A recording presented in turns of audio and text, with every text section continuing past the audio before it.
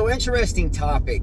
So I bump into more and more students. I say students as I coach, and I come across a lot of students and passionately enjoy them and love working with them.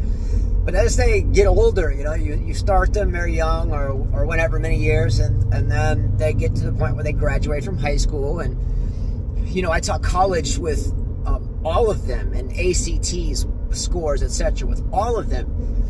And they get out of high school, and what prompted this is I was talking to a gentleman or a young man that was valedictorian of his high school. Incredibly smart, the most amazing young man you could ever meet. And I spoke to him just recently, and he had not dropped out of college, but dropped his major as pre-med. So he was a pre-medical student. Look, I would be a hypocrite if I didn't tell you I did the same thing in the 90s, so I kind of should slap myself in the face. But why is it that there's more and more stupid me's? In other words, why is there a plethora of people nowadays, and just not me, or 1 in 10, I think it's more probably 8 of 10, that tend to give up without really giving it your best.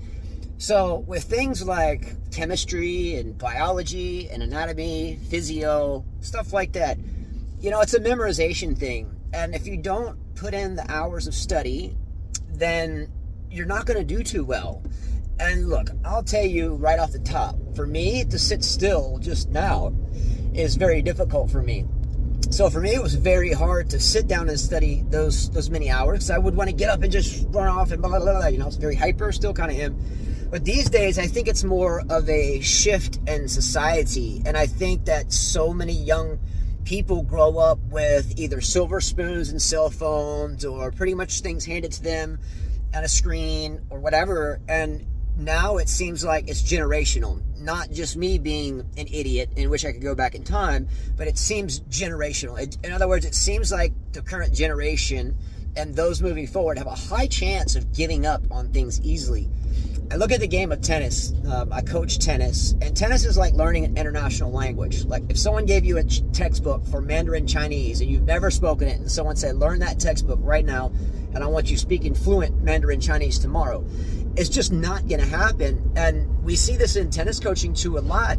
We don't have a lot of people stopping us. We try to make it as energetic and fun, but I do think something needs to be done in the school systems across the board. Make things fun, make things entertaining, because it's harder and harder to get young ones from putting screens down and to seeing something through. What can we do? Love to hear it.